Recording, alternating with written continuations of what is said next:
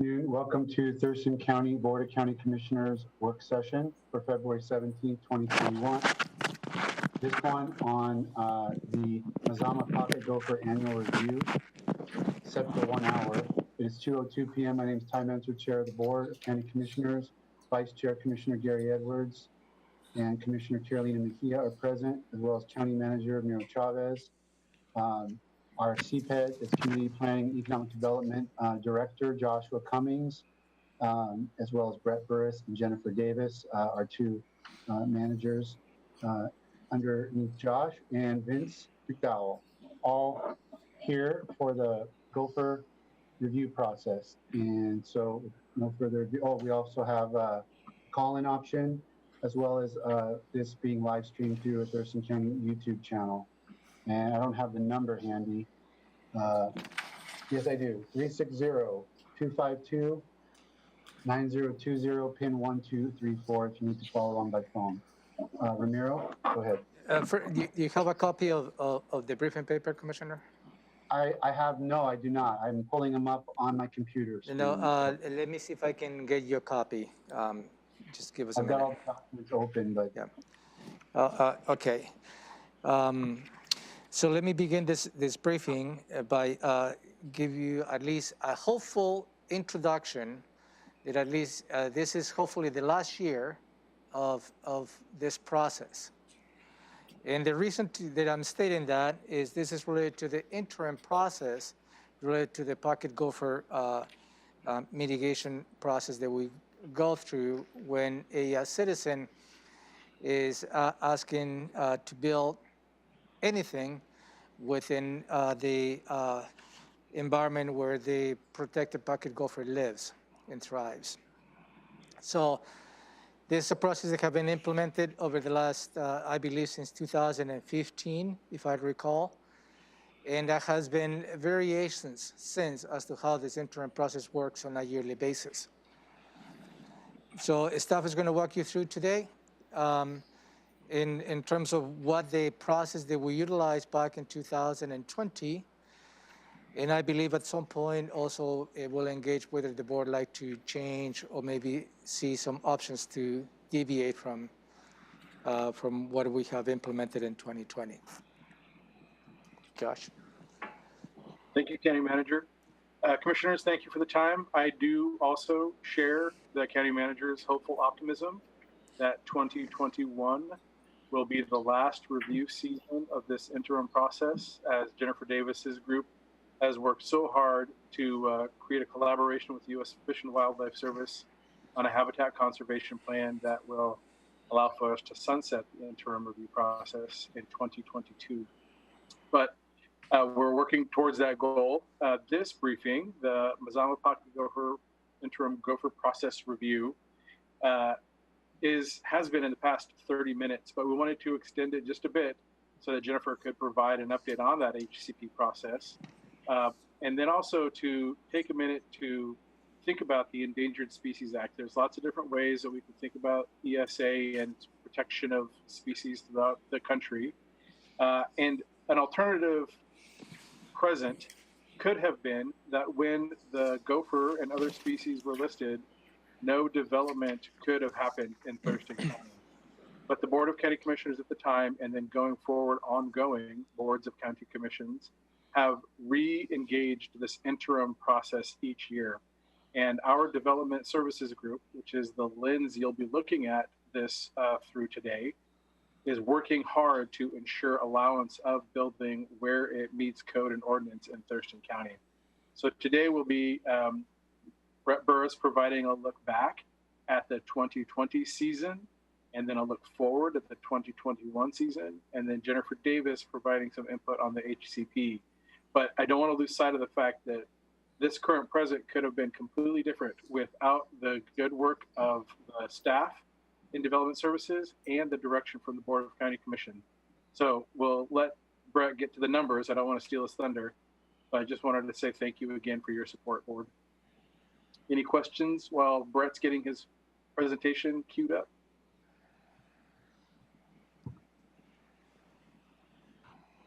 Anything from the board preliminarily? Well, I guess, Brett's working on it.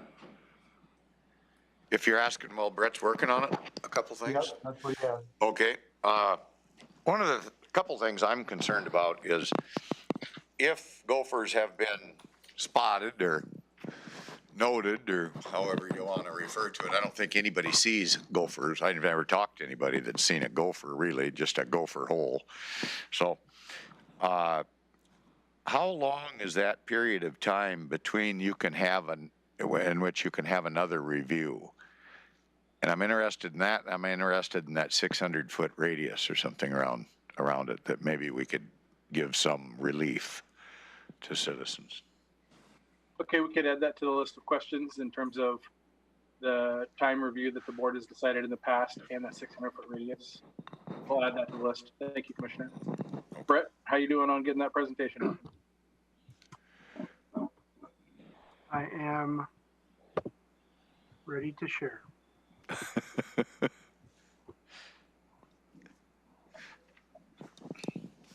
Everybody see this? Yeah.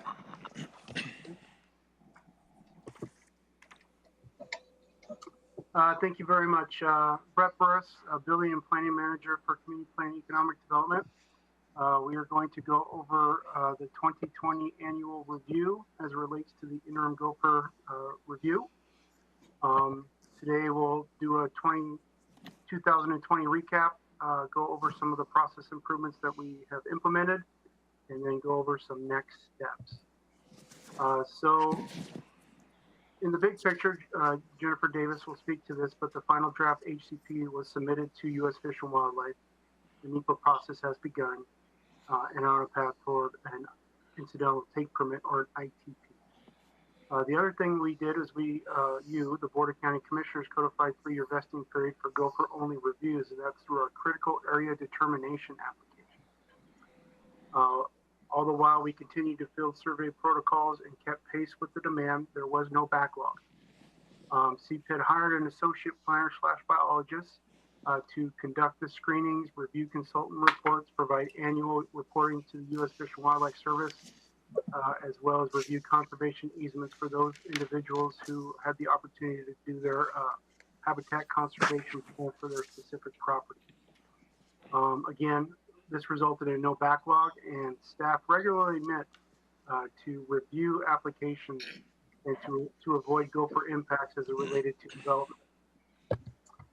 The 2020 recap is that we had almost 700 applications, a total of 697. Of the 697 applications received in the year 2020, 657 were approved. That means that they were no gophers were found, and that they were able to develop their property or move toward that development.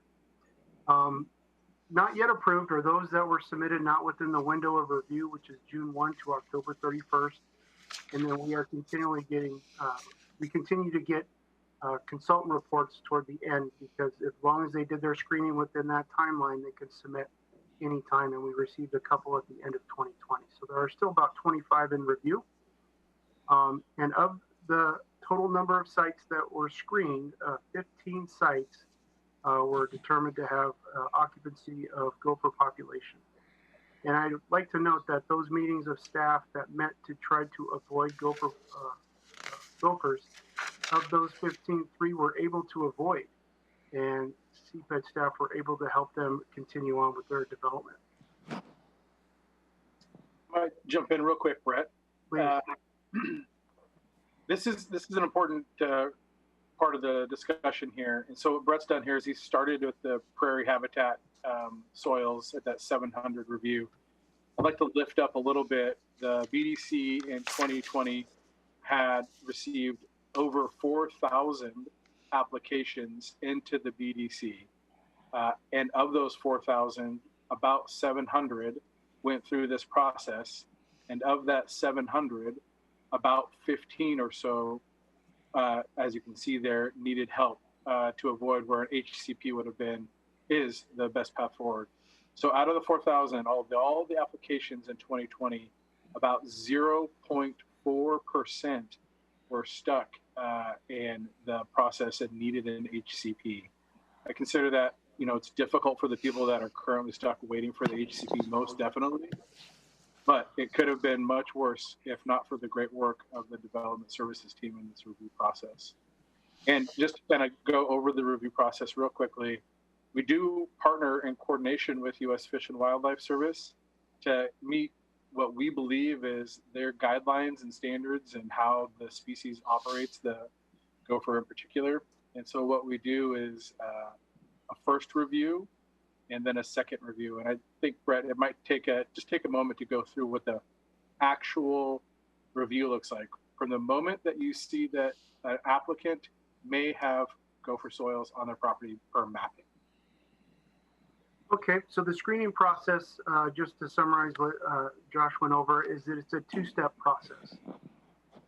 During the timeline that's provided June 1 to October 31st, you have to have 2 screenings of your property, and that is a physical walkthrough of the property to determine if any gopher mounds are found. And these 2 screenings have to be 30 days apart.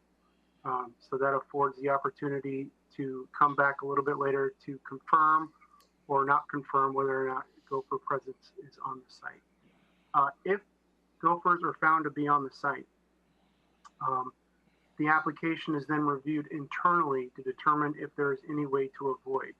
Ways to avoid gopher impacts are to construct on previously impacted soils. For example, if this is a single family home that has a long driveway and a turnaround in it, their proposal may have been in natural soils or soils that are not impacted, but there is an opportunity to use the already impacted impervious surface of the driveway or the turnaround to place that structure. If that is an opportunity, that is the path forward that we help applicants determine enable in an effort to get them to be able to develop. Could I, Brett, since you're on the topic, can you elaborate for the board and for the viewing public, what are the 3 options the citizens have when we encounter the presence of pocket gopher on their property? Sure. The 3 options are to, number 1, avoid, which I just went over and ways to avoid. The other one is to essentially wait for Thurston County to get their HCP. And the other opportunity is for them to apply for an individual HCP with U.S. Fish and Wildlife directly. Thank you. Mm-hmm. And I'm sorry to keep jumping in here, Brett, but let's go over real quickly some of the, I think you might get to this on a later slide, but it's buried a little bit. Didn't it used to be 3 reviews a month apart? That is correct. The protocols that came out in the very beginning of this process was 3 reviews within that time frame of June 1 to October 31st. And I believe it was Thurston County Board of County Commissioners that updated the protocols for Thurston County to go to 2 reviews instead of those 3. Thank you. And so if I may, process improvements. We did increase flexibility and reduce costs to the citizens. On June 2nd of 2020, the Board of County Commissioners approved a minor code update to increase the vesting period for critical area determination applications from 1 year to 3 years. And on July 28th, CPEG created and began accepting gopher-only critical area determination or CAD options aligning with the BoCC protocols. What that really means is that prior to that minor code change increasing the vesting, a full development application needed to be submitted to Thurston County for review in order to start the screening process. By implementing the critical area determination application, it allowed applicants and property owners to be able to do gopher reviews without having to submit a development proposal. So basically, it's just a screening of their property. This was very popular for purchasers and sellers of property to be able to do this screening in order to buy or sell land. And with the critical area determination application process, was created an option C, which is a consultant report.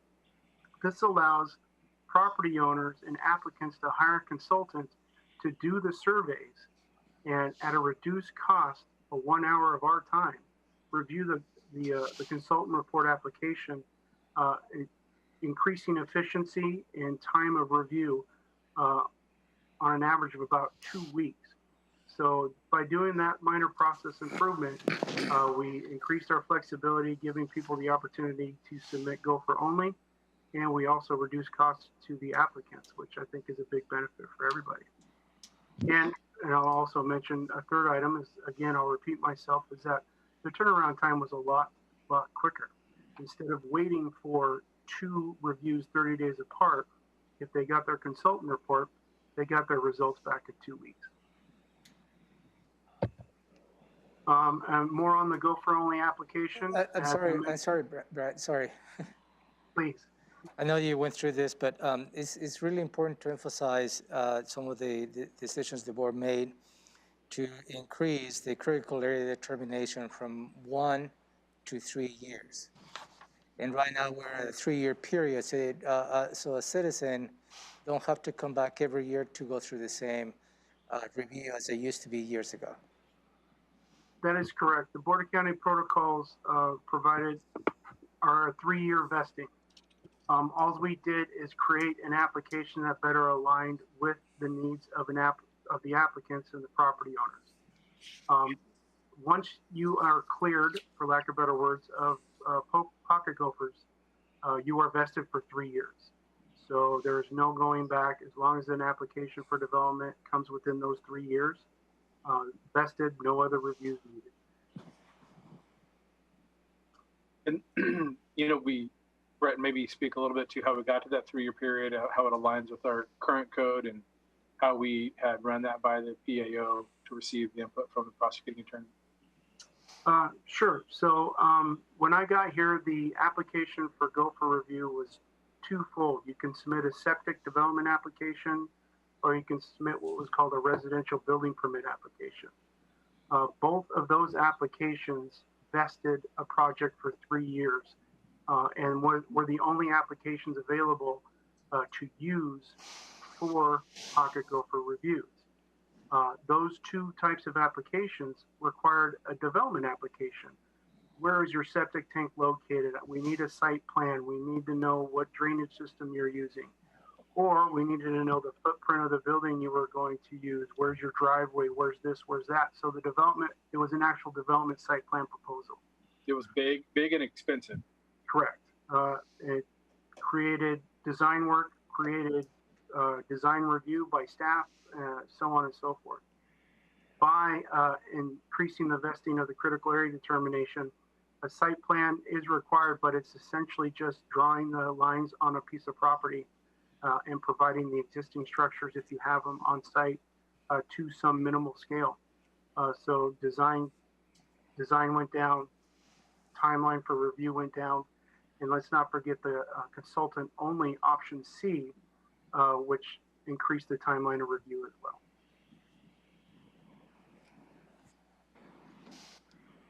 well. So going back or expanding further on the CAD or the critical area determination, it is a popular request with buyers and sellers, not ready to build yet, but ready to get that determination.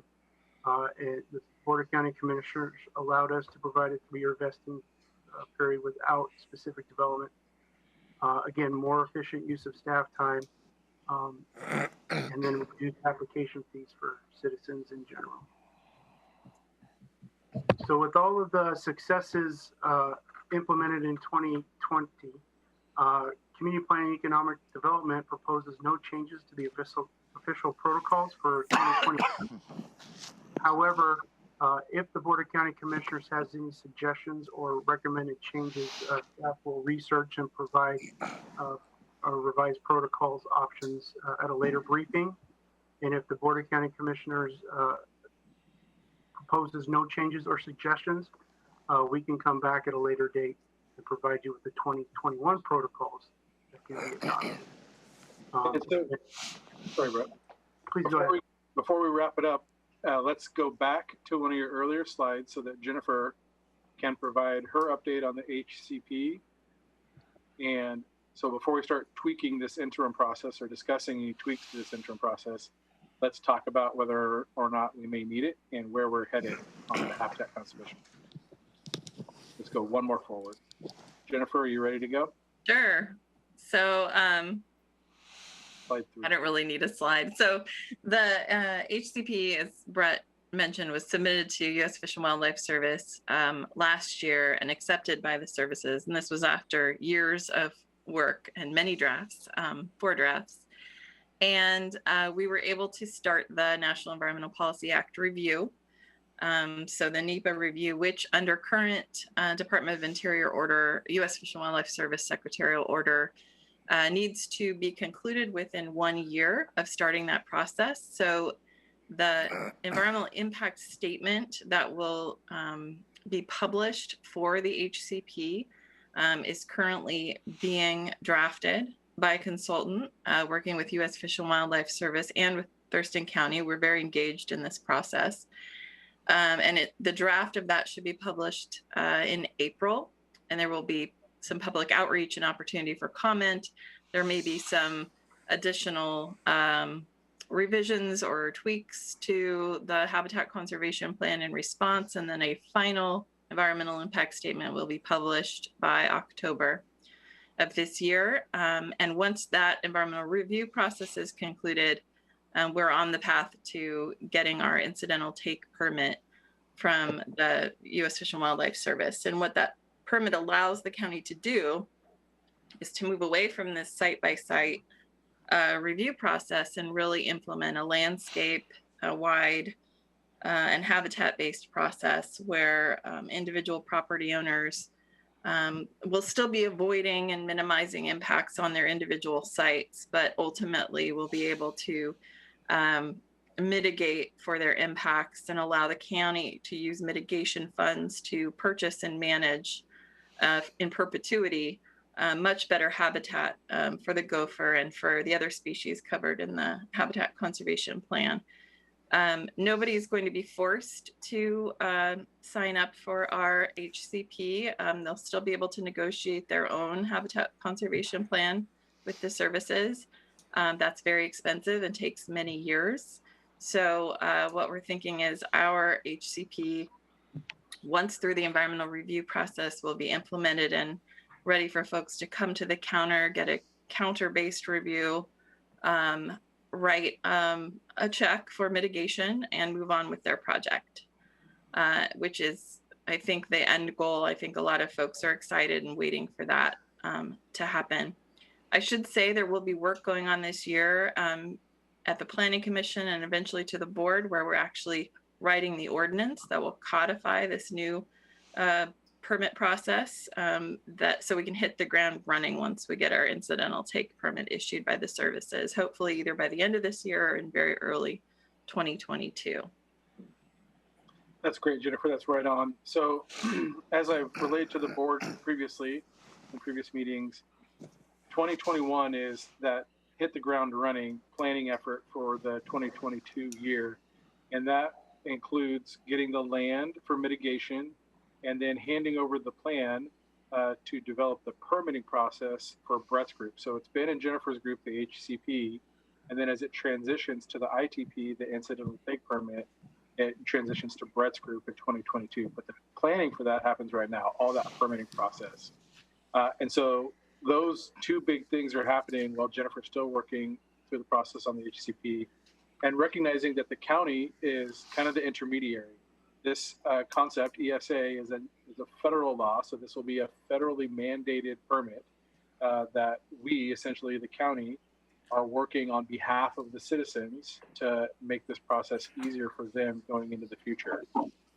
And so us, the county, getting the ITP serves the citizens as they go forward in their projects. And this interim process will hopefully then, once we receive that ITP, not hopefully then, it will be sunsetted. So as we're thinking about tweaks to this interim process and any questions we have on it, know that we're working towards not having this process in the future. I have a question. And my question's in regards to timeline.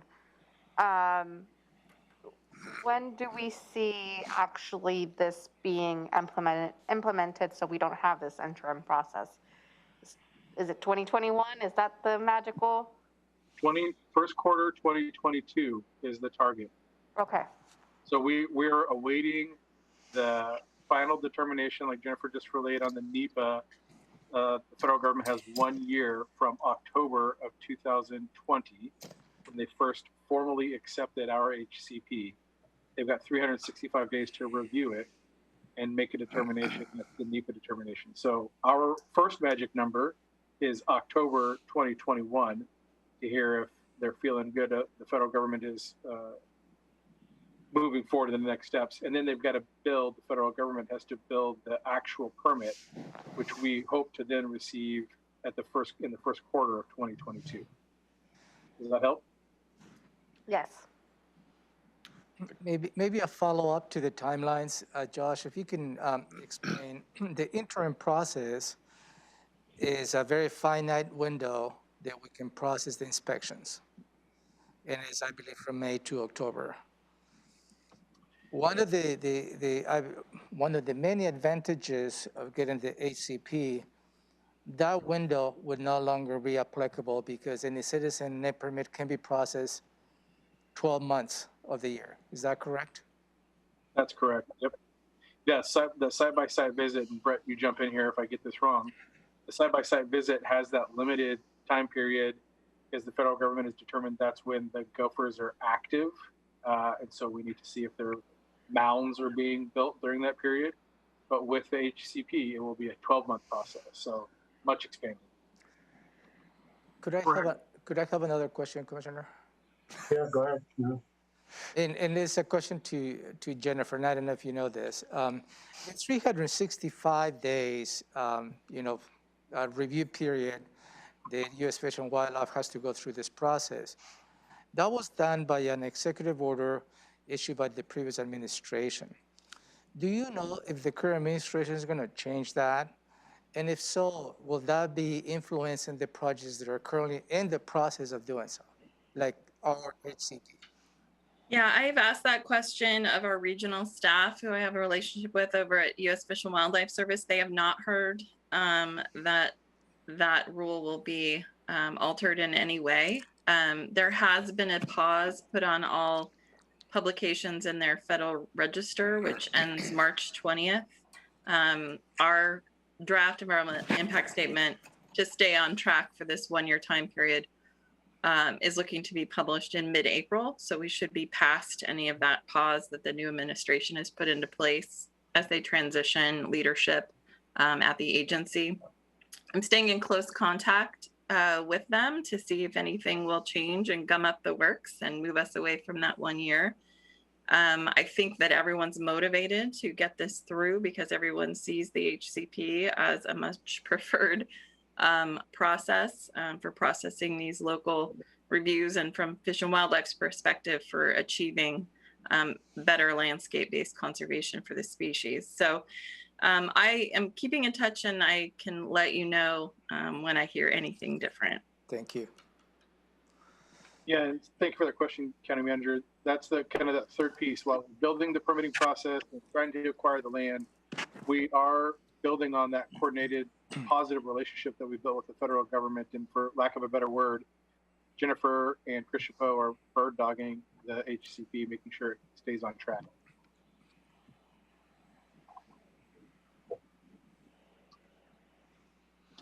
Are we still open for some comment or question? Yeah, I was just going to ask what's next. And so, Commissioner, if you have something, go ahead.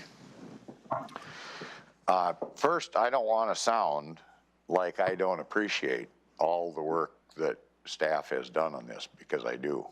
You guys have done really an exceptional job considering what you've been stuck with. But, Thank you. But if you think about time lost by citizens that are looking for a solution to their particular problem, maybe building their home, and if we don't even consider the 180 days that they're not even allowed to put in for a review, basically, I just want to see if I got this right. So we do about 4,000 that come in wanting to do something in some type of a permit for building. And about 700 of those fall within the possibility of impact on the prairie species. Is that kind of Yep, right? prairie habitat soils, that's correct. That's right. And out of that 700, you found that 15 were, okay, they're in near proximity or something like that. But through working things out, you were even able to find a solution for 3 of those. So 12 people, their project was denied either until they can make their own HCP or till we can get one in place. Is that about where we're at? Yeah, the way that they wanted to do their project, they could not avoid, correct. And then if you consider the 30-day waiting period between the inspections and consider everything happened in a timely fashion and everything was perfect. So the 700 that had to go through some review, if you will, I mean, that's a lot less than the 4,000 for sure. But if they all had to wait just 60 days, and that's not even considering the 180-day imposition by U.S. Fish and Wildlife that you can't even go look. So if you multiplied the 700 that we had to deal with, and you just counted off 60 days, that's 42,000 wasted days of time that the citizens have to compensate for in some fashion or another. They're running up against things like loan periods at a bank that's wanting some answers, and the price of lumbers went up, and all that you hear me always talking about time is money when it comes to construction. And right now, 1/3 of the cost of a house is the government restrictive process that's in play. And but if they weren't able to do it, it'd even be worse. So yes, you guys have done a super job, but I'd sure like to see if we can't cut that time delay, because time is money, and when you delay 42,000 days, I mean, a lot of it is directly associated with coming and standing in line, getting permits, waiting for reviews, working with the bank, lots of things. So I want to thank you all for what you do, but I'm always interested in some little adjustment that could pick off some of that time that citizens end up having to wait, because bottom line, time is money. Interest rates change or price of product goes up. Anyway, but good job, you know, good briefing on it. Thank you for your hard work, but I would always be interested in scaling back a little more if we could, give them a little better break. I mentioned the 600-foot radius thing. I think that's unnecessary. You know, if spotted, what's next? You know, what do we do? And I know you guys are working on that. Sounds like you're doing good. But anything we can do better, we are working for the citizens here we're trying to help them have affordable housing or become homeowners. So I have, that's my 2 cents, I guess. Let me give 2 cents back, and then we'll go to Commissioner Mead. I would just point out that last year, over the last 2 years, and I think I've been part of almost all of these process improvements that you described, we went through almost every parameter of the process with legal counsel.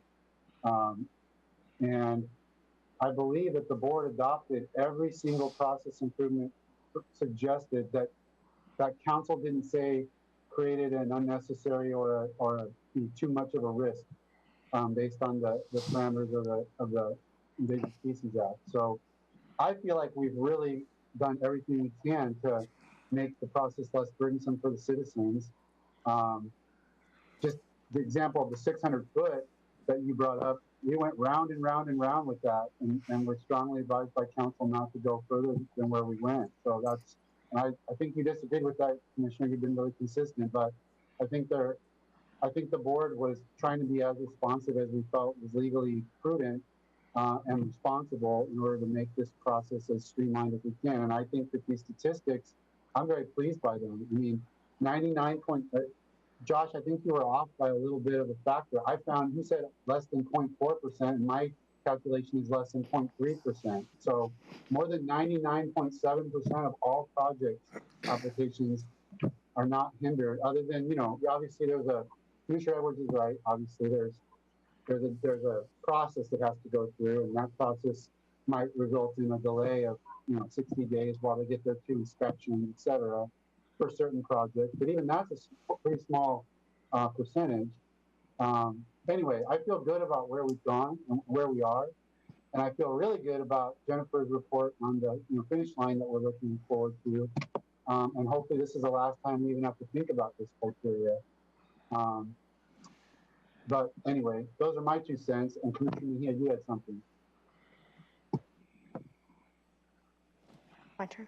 Okay. Can I just quick respond to that, or were you calling on Commissioner Mejia? He called Commissioner Mejia. I just have a question. Go for it.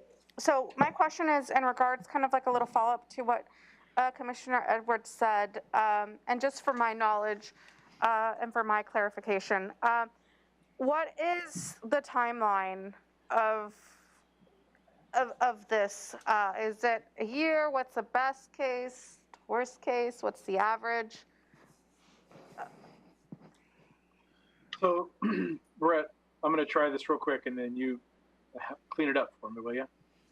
So, Commissioner Mejia, there's a couple of different scenarios. The first scenario is you want to build a house, and you are in gopher soils, and you come to the counter, and we say to you, if you move your house over here, you could avoid, and you say, yes, I want to move my house. That is almost immediate. So it goes from almost immediate all the way on the spectrum, depending upon what your project is and how you want to avoid and minimize or maximize land. So talk about maybe, Brett, an average project that can't avoid immediately, that has to go through the review. A project that cannot avoid immediately is a project that is typically vacant land, does not have any impervious surface on it, does not have a tree cover or barrier, places where gophers don't like to live, for lack of a better word. And being able to move a house on that type of property is very difficult, if not impossible. Sorry, go ahead. Sorry to interrupt. It looks like your picture. It looks a lot like this picture. That's fine. Going to the other end of the spectrum was the example I used before, where there's already previous development, and your proposed development can utilize the previous development in terms of impervious surface, or placing the development in an area that gophers don't like to live, like forested areas with heavy understory. And then in the middle is essentially the ability, some projects have barriers to them. Maybe there is a stream where gophers cannot cross, so on and so forth. So avoidance comes in many different ways. Places gophers don't like to live. Are there any barriers that gophers do not like to cross? And then, of course, is there any way to move the project around? So it could be, Commissioner Mejia, it could be pretty quick, or if it has to go through the review process, it could be 3 months or so. And then if it gets stuck, it could be a little bit longer. But on average, I would say 3 to 5 months, Brett? That's fair, yes. Is that too much? Did I go too much? No, you didn't go too much. Is that helpful, Commissioner? Yes, thank you. Edwards, go ahead. I don't want to be misconstrued as being critical of our staff. I know they have to work within some very daunting constraints. And I recognize that they've done a lot to make things happen. I think a good example of someone, if you wanted a time frame, would be take a look at Jan Tvetten. Jan Tvetten is a gentleman down in Rochester area that had gopher habitat on his property, and he wanted to build on his property that he's had for the last 50 years, a home. He divided it and wanted his, I think, children, I think 3 of them, to be able to build a home in close proximity to benefit the American dream. And it took him years and years, and he's still not done yet. He's still in the process of trying to get this accomplished before the end of his days. I know that's what he's thinking about. So he's got his family set up. So recognizing the constraints that we deal with, there is no such thing, though, as almost immediately. I mean, no matter what, it's going to take 90 days if you're falling within that category that you could have gopher soils, for an example. And then if those gopher soils are to be inspected, you're losing 180 days right off the bat that you can't do any inspection because of those constraints that are put in place. So I'm always opting to cut the time frame down to help the citizen accomplish their goal. That's all I'm asking is, staff, you're doing great, and I recognize that, but if you can do better, I guess I'm always going to be asking if you can make that time frame shrink even more, because time is money, and so many things can happen during a period of time that can have an adverse effect on a family that has a plan. And so I never lose track of the fact that we work for the citizens. We don't work for the government. We're working within the constraints of the boundaries put in place by the government, and a lot of times we don't agree with them, but we have to work with them and do the best job we can possibly do within those constraints. And I mean, that's kind of what we're up against on this deal. So even though you folks have done great, I'd just, kind of take a look. Could you expand something, stretch something out a little more? I'm a great one for the stretch when it's at all possible. The county manager was wishing that wasn't even in the dictionary. Anyway, no, great job and a great presentation, and you folks have done great work, but we can do better. I don't know where we can do better, but I always know we can do better. That's been my motto my whole life. I could always do better. Thank you, Commissioner. And the appreciation of the staff is appreciated and recognized. And I do think that you bring up a very good point. Jan Tvetten is a great example of the third option, where Mr. Tvetten has been working with the U.S. federal government to try and get his own HCPs. And so that is correct. He is not one of our customers. He is a customer of the U.S. federal government working to get his own habitat conservation plan.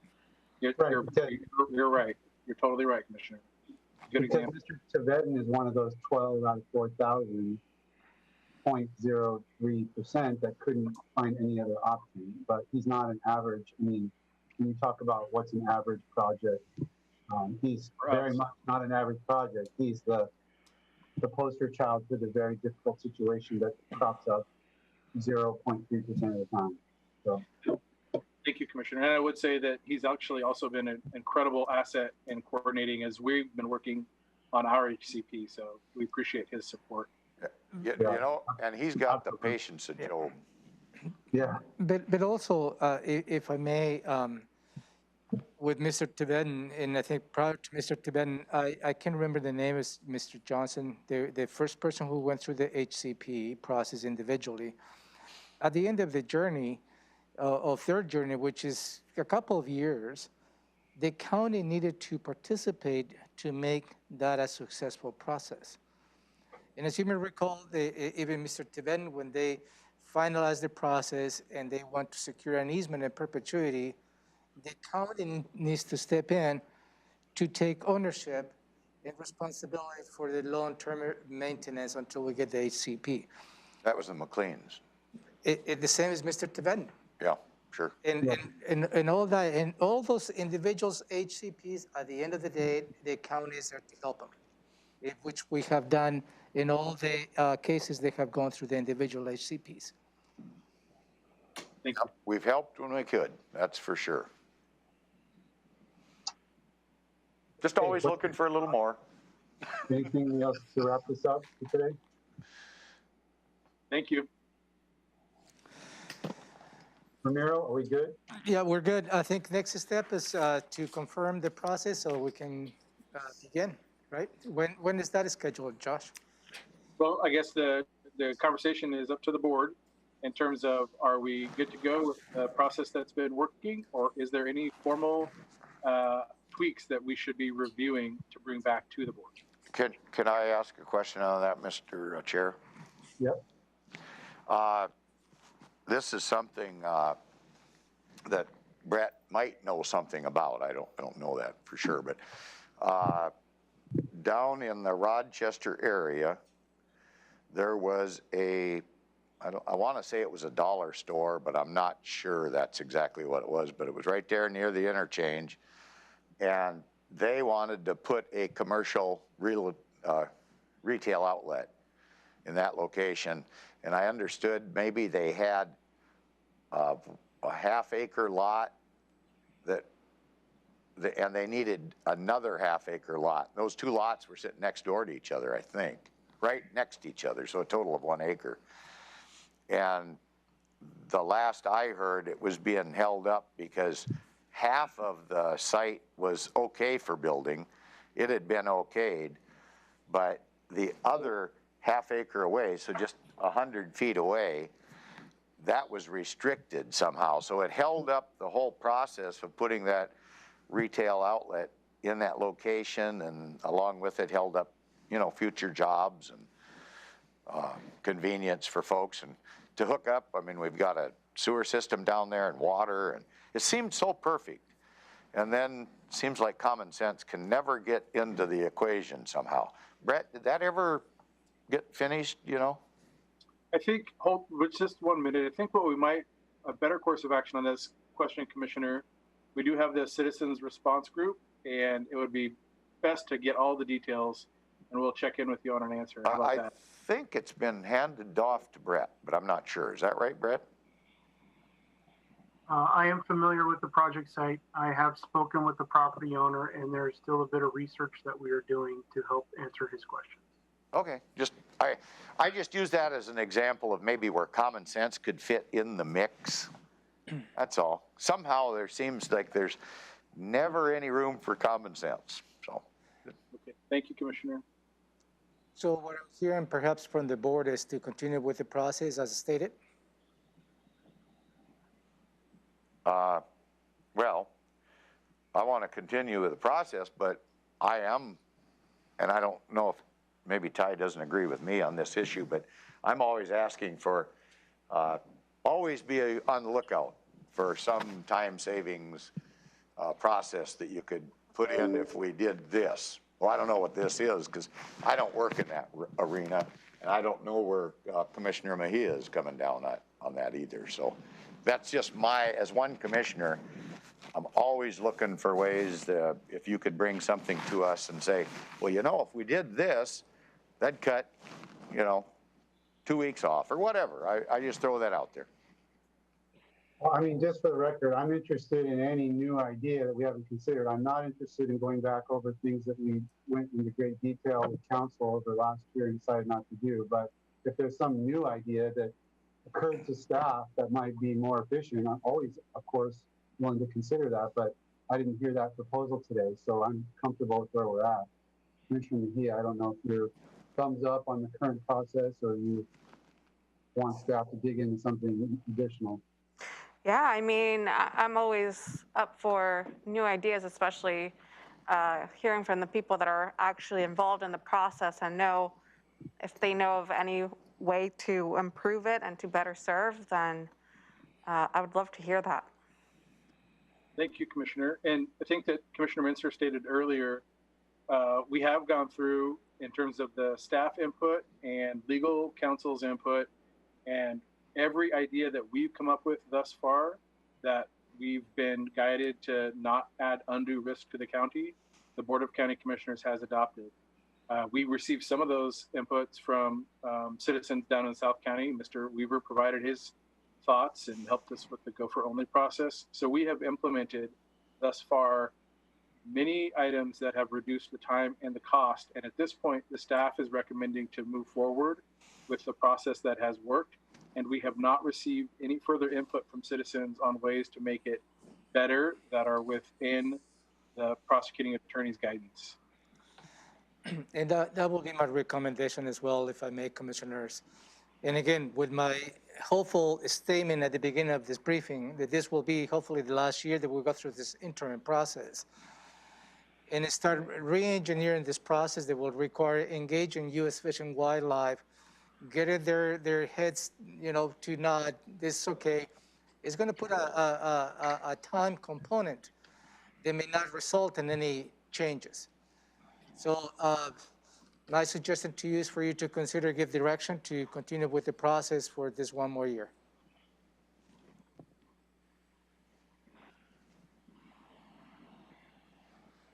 That's a recommendation on the table for you, Commissioners.